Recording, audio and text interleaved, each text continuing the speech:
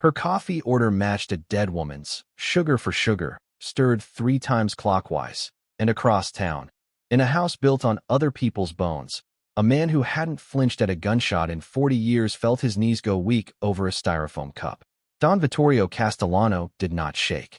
He'd negotiated a truce with 3 rival families over dinner once, while a man bled out quietly in the trunk of his car outside, and he'd still found room for dessert.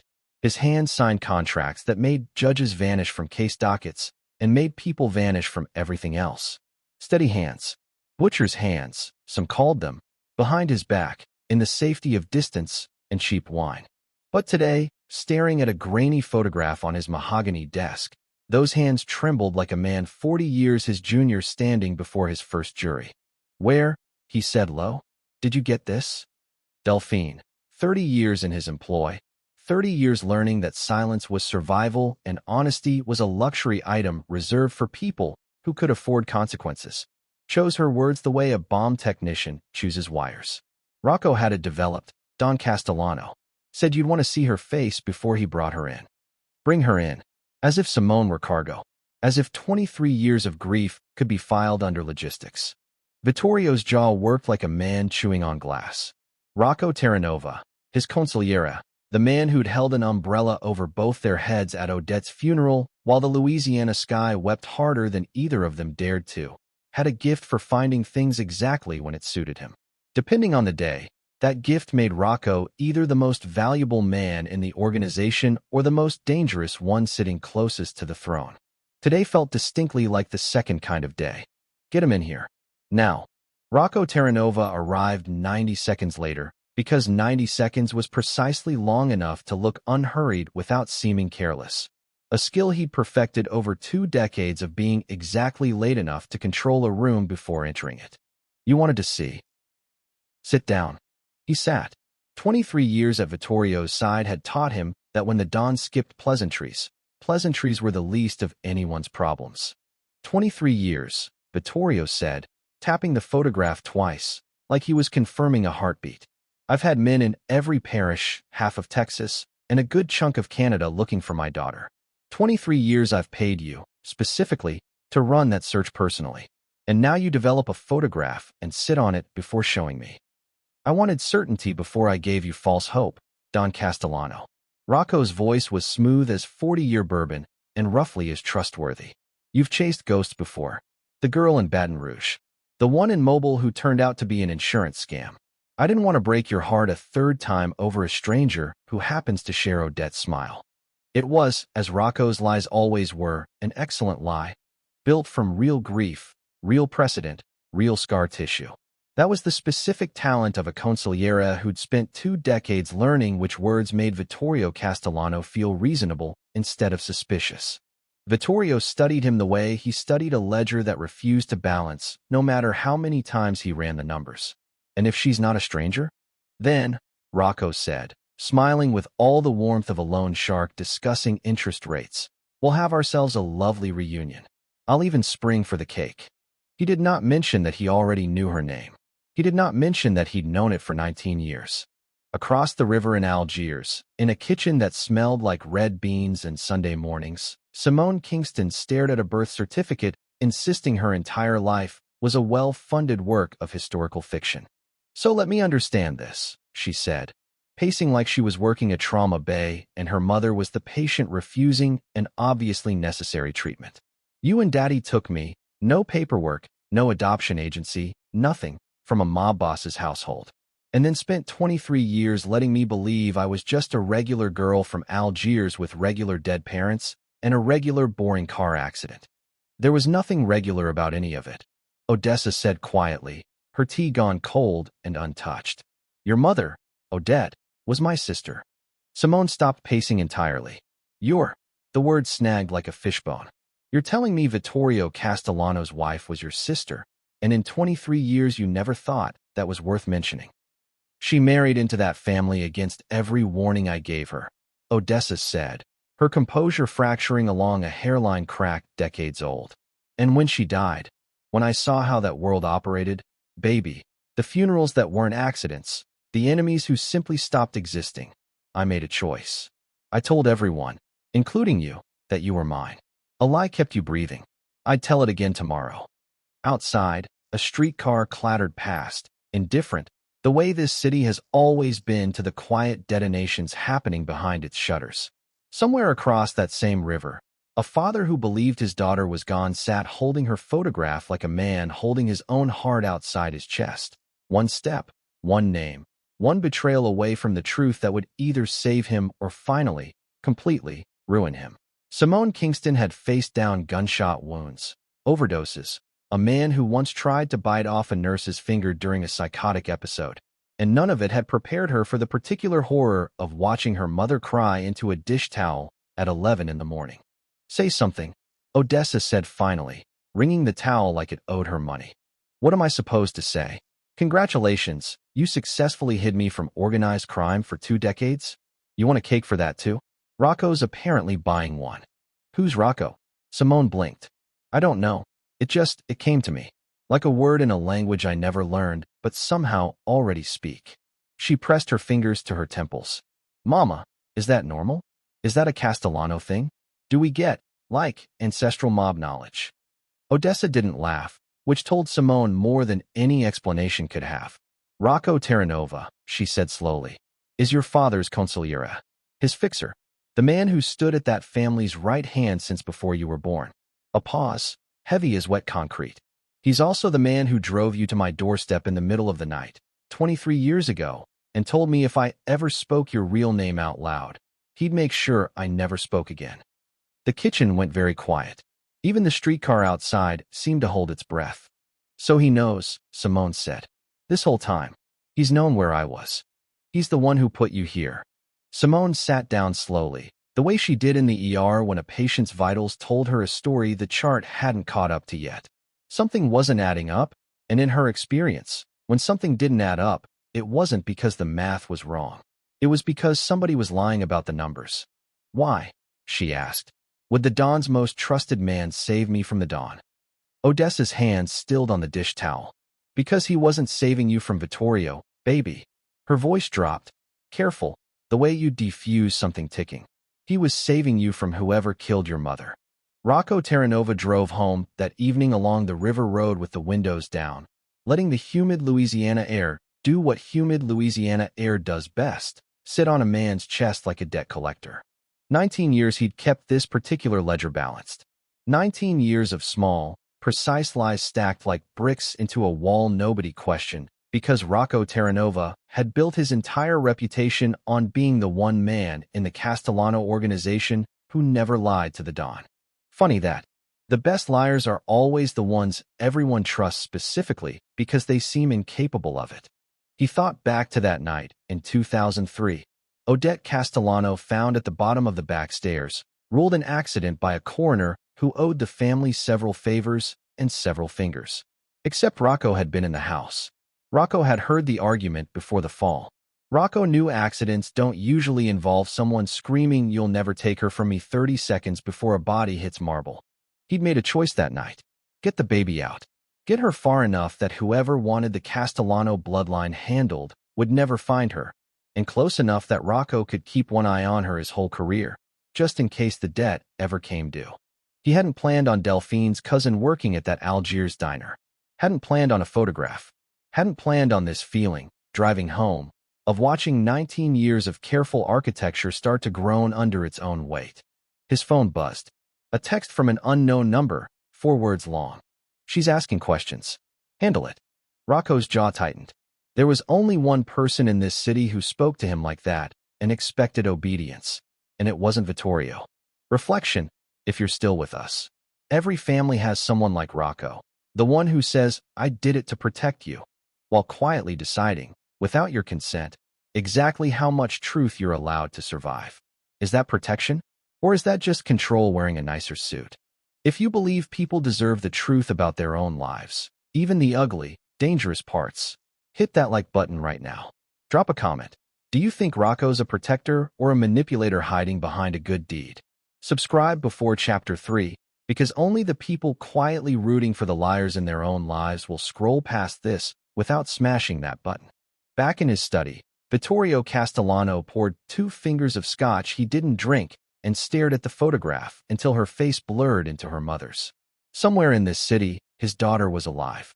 And somewhere much closer than he realized, the man he trusted most had been lying to him since the day she disappeared. The unknown number belonged to Camille Fontenot.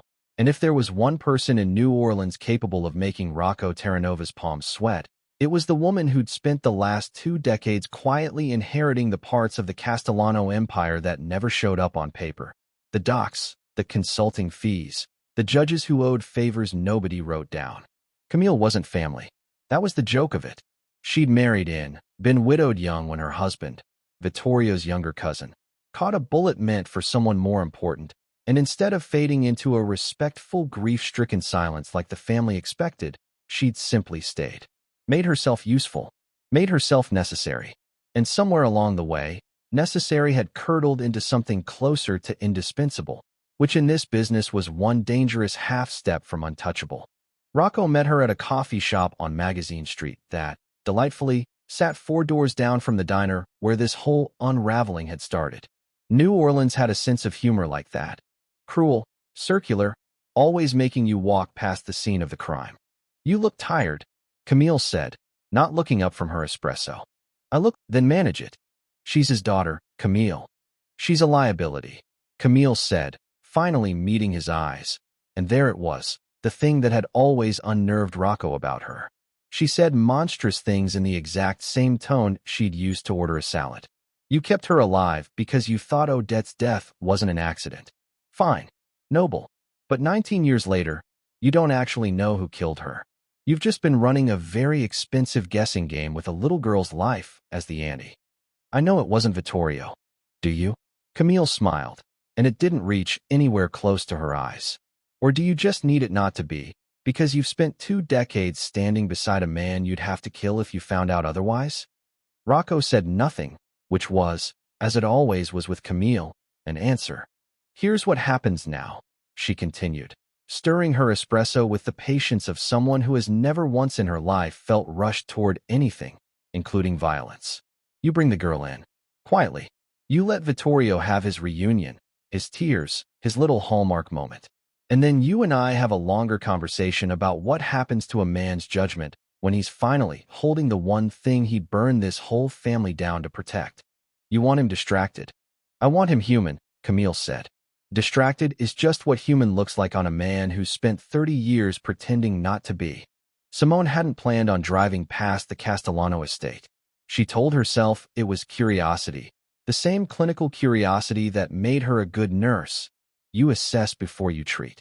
But clinical curiosity doesn't usually come with your hands shaking on the steering wheel, or your foot easing off the gas as the wrought iron gates came into view, black and taller than any fence had business being unless it was actively trying to keep something in, or someone out.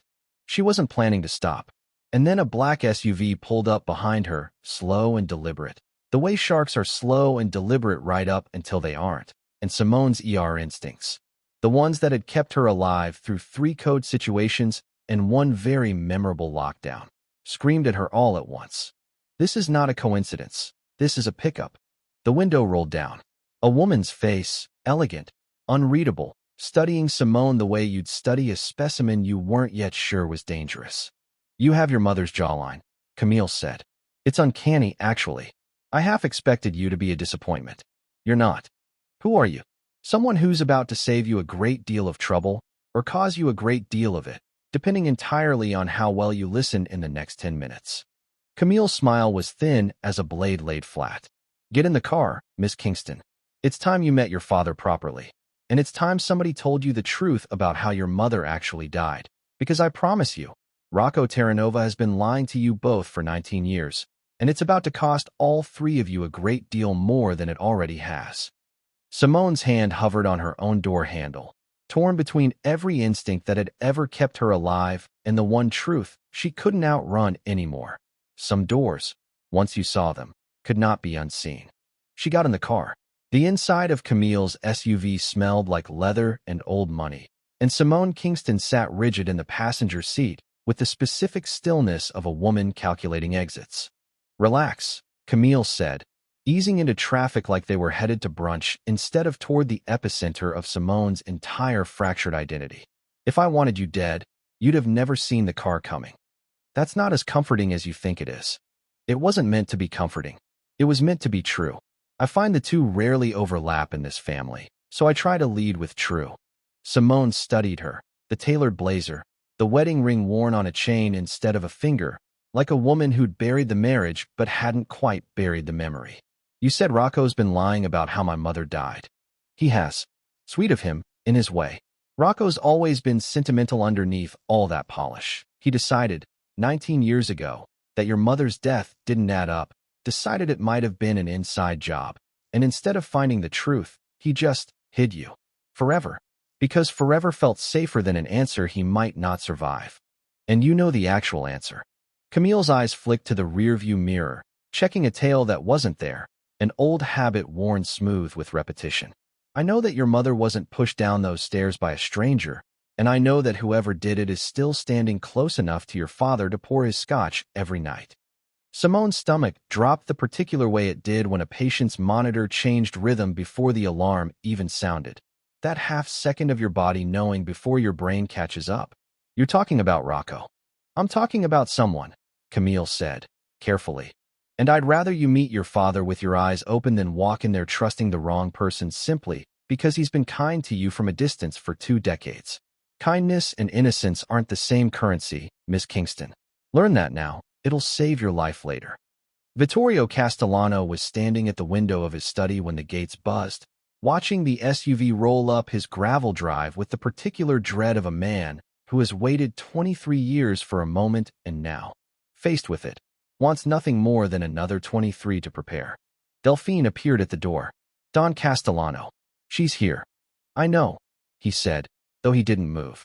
His scotch sat untouched on the desk, exactly where he'd left it the night before, because some part of him, the part that still believed in old-world superstitions despite a lifetime of proving God, had no particular interest in this family, felt that drinking it now would somehow jinx the entire fragile miracle unfolding in his driveway. He'd rehearsed this moment 1,000 times in his head. He'd planned speeches. He'd planned apologies. Standing here now, watching the car door open and a young woman step out. Odette's jawline, Odette's tilt of the chin, but a stranger's wary eyes, his own eyes, guarded and searching. Every rehearsed word evaporated like steam off wet pavement. Simone, he said, when she reached the study door, and her name came out of him cracked down the middle, like something that had been holding weight for far too long. You knew my name. I've known your name since the day you were born. I just didn't know your face. Simone stood in the doorway, unmoving.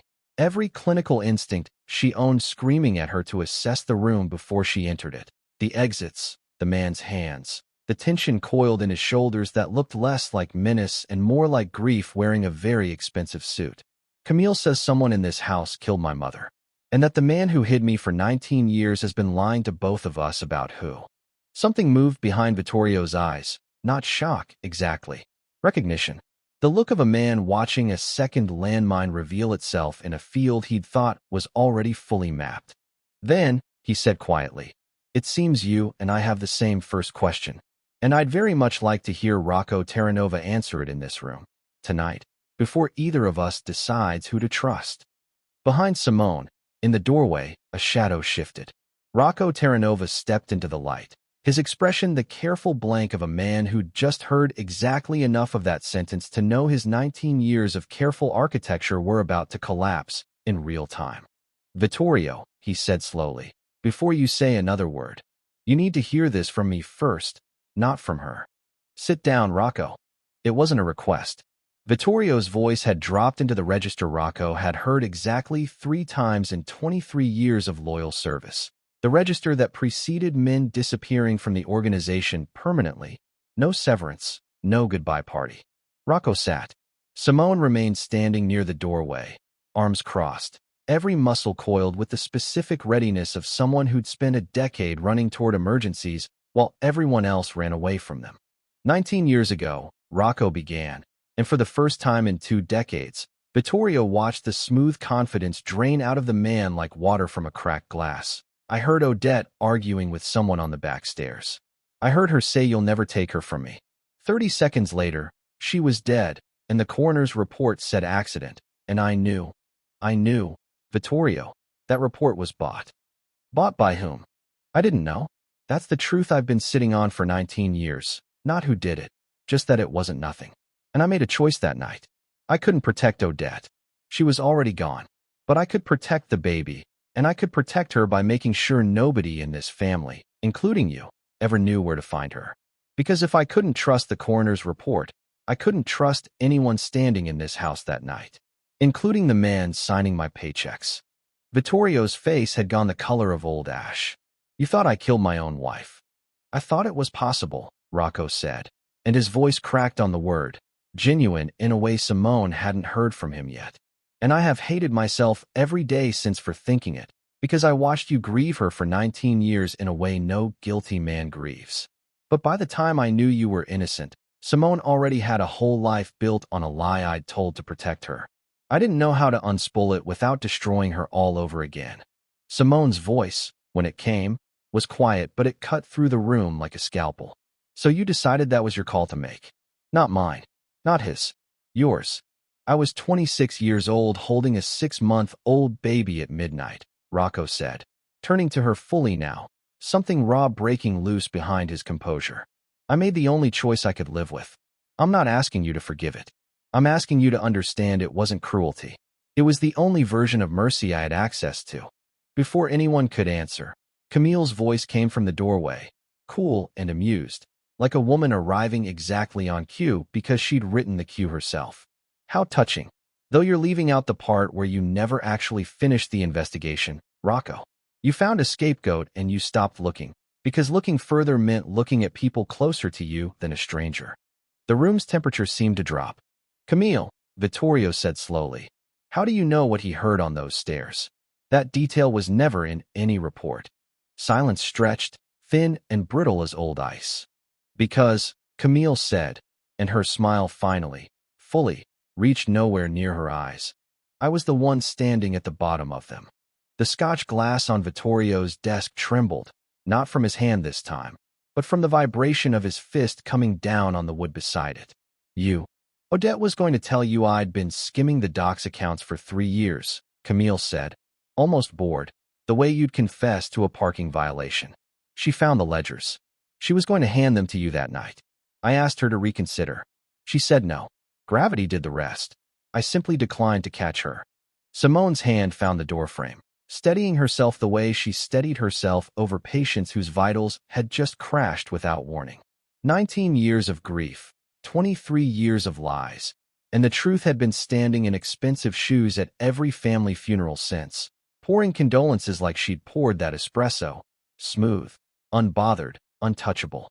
You've had free reign in this family for 2 decades, Vittorio said, rising slowly from his chair, because I trusted my cousin's widow's grief. You trusted, Camille said, stepping fully into the study, unhurried. A woman smart enough to know that the most dangerous person in any room is the one everyone assumes is too sad to be dangerous. Her eyes slid to Simone. Ask your new nurse daughter. She knows better than anyone. The quiet patients are always the ones you should be watching closest. For a long moment, nobody in the study moved. Then Camille reached calmly into her blazer, and every instinct Simone owned, every year of trauma bay reflexes, every second of watching bodies tell the truth before mouths ever caught up, screamed a single word. Weapon. Camille. Don't, Rocco said, rising slowly, hands spread, the practiced calm of a man who'd talked people down from worse ledges than this one. Whatever you're about to do, you're outnumbered and you know it. I'm not outnumbered, Camille said, and there was something almost gentle in the way she said it, which was somehow worse than if she'd screamed it. I'm out of options, Rocco, and those are very different problems with very different solutions. Her hand came out of the blazer holding not a gun, but a phone. I've spent 2 decades making myself necessary to this family's finances. Every account, every shell company, every judge on retainer, it all runs through infrastructure only I fully understand. If I disappear tonight, so does $11 million, 3 years of tax records, and enough evidence to put every person in this room in a federal facility for the rest of their natural lives. Is that a threat? Vittorio asked, quiet and lethal. It's an insurance policy, Camille said. The kind I should have built for myself 19 years ago instead of trusting that a body at the bottom of some stairs would just quietly become a memory. Her gaze moved to Simone, assessing, the way a predator assesses whether prey has noticed the trap yet. You, though? You're the wild card nobody accounted for. A federal question mark walking around with a Castellano jawline and an ER nurse's steady hands. Vittorio's grief made him sentimental. Rocco's guilt made him careless. And you're the reason both of them are finally paying attention again, which makes you, unfortunately, a problem. I'm not a problem, Simone said, and her voice didn't shake, not once, because she'd learned a long time ago in trauma bays that panic helps nobody and steadiness sometimes was the only tool you had left. I'm a witness. There's a difference, and it's the difference that's about to matter most in this room. Camille laughed, short and humorless. A witness to what, exactly? A confession you can't prove in a room full of criminals who'll never testify against each other. To this, Simone said, and lifted her own phone from her scrub pocket, screen lit, recording light, glowing steady red. Every word since you walked through that door. The room seemed to hold its breath collectively, the way a body does in the half-second between injury and pain registering. Camille's composure cracked, the first genuine crack Simone had seen in her all night. Hairline but real, like ice giving way beneath careful weight. You wouldn't dare use that. You'd be implicating your own father. My father buried 100 secrets to survive in this world, Simone said, stepping fully into the room now. No longer the wary stranger in the doorway, but something steadier, sharper. Odette's jawline set with a resolve entirely her own. But he didn't kill my mother. You did. And I didn't spend 19 years being hidden away just to walk into this house and protect the person who actually took her from me. Vittorio moved first, not toward Camille, but toward the study door, sealing it, blocking her only easy exit with the particular finality of a man who had run out of patience 23 years ago and was only now discovering it. You're not leaving this house, Camille. Not until the people you've hurt get to decide what happens next. Careful, Camille said, backing toward the window instead, voice gone thin and fast now. The unhurried predator suddenly very much a cornered animal. Touch me and that recording becomes moot, because I promise you, Vittorio, I am not the only person in this city who knows where every body in this family is buried. Pull this thread, and it doesn't just unravel me. It unravels everyone. Then let it unravel, Rocco said quietly, moving to stand beside Vittorio, closing the last gap in the room. The two men who'd spent 2 decades circling each other in suspicion, now standing shoulder to shoulder for the first time since Odette's funeral. I spent 19 years protecting a lie because I thought the truth would destroy this family. Turns out the lie was doing that just fine on its own. Camille's back hit the window frame. Outside, the gravel drive was suddenly, unmistakably, filled with the low hum of approaching engines. Not Castellano cars, Simone realized, watching the color drain fully from Camille's face for the first time all night, but the flat, deliberate procession of vehicles that only ever arrived that quietly, that certainly, when they were federal. You didn't, Camille breathed. I didn't have to, Simone said, holding up the phone, recording lights steady and red and unblinking. I sent it the moment I hit record. Live upload. Should already be sitting in an inbox at the U.S. Attorney's office by now. I had a lot of time to think in that SUV about who in this house I could actually trust, and it turned out to be nobody but myself. Camille Fontenot didn't scream when they took her. That, somehow, was the most unsettling part. She simply straightened her blazer, smoothed invisible wrinkles from a life about to be permanently creased, and looked at Vittorio with something almost like respect. You built an empire on the theory that loyalty could be bought, she said, as 2 federal agents flanked her toward the door. I just proved you right. I was bought. I simply never told you the currency was your wife's life. Nobody answered her. There was nothing left to say to a woman who'd spent 2 decades pouring condolences over a grave she'd dug herself. The study, once she was gone, felt strangely larger, the way rooms do after something toxic finally leaves them. Vittorio stood by the window watching the taillights disappear down the gravel drive, and for the first time in 19 years, the weight in his chest that he'd mistaken for grief for so long finally had a name attached to it that wasn't his own guilt. "She's really gone," he said, not quite believing it. "For now," Rocco said. "The lawyers will be circling by morning. Federal cases like this take years, not nights." "But yes, gone." Simone lowered herself into the chair across from her father's desk, adrenaline finally draining out of her the way it always did after a code. The shaking that came after the crisis, never during, because your body was smart enough to know which order was survivable. 19 years, she said quietly. "You spent 19 years standing next to the person who killed her." "I know." Rocco's voice was hollow. "I'll spend the rest of my life knowing that." "Good," Simone said, and there was no cruelty in it, just the flat clarity of someone who'd earned the right to say it. "Because I don't forgive easily, Rocco. But I understand the difference now between a man who lied to control me and a man who lied because he genuinely didn't know how to do better with what he had. That's not nothing. It's just not everything, either."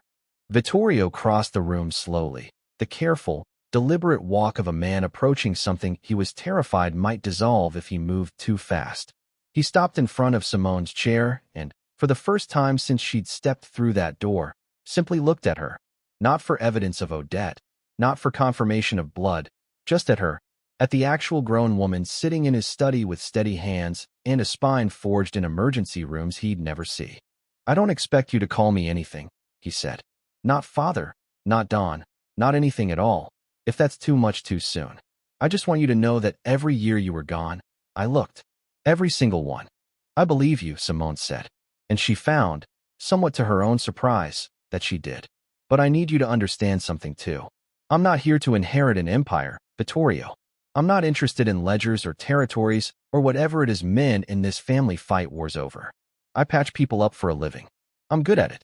I'm going to keep doing it." "I wouldn't ask you to be anything else," Vittorio said, and meant it, in the specific way a man means something he's only just learned to value. "I've spent my whole life building things I thought would matter. Turns out the only thing that ever actually mattered walked back into my house tonight wearing scrubs and carrying a cell phone that just did more damage to this family than 30 years of federal investigations combined."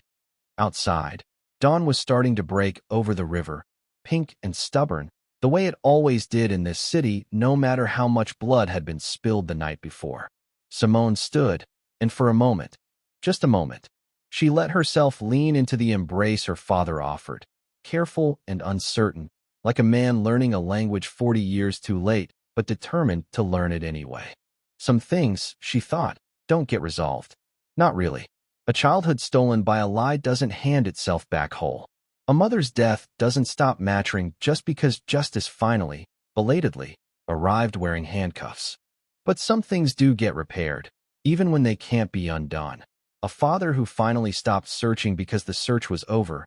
A daughter who finally understood that family isn't the lie someone tells to protect you. It's the truth someone finally has the courage to hand you instead. And in the house built on other people's bones, for the first time in 23 years, the silence that settled over Vittorio Castellano's study wasn't grief. It was, finally, something closer to peace.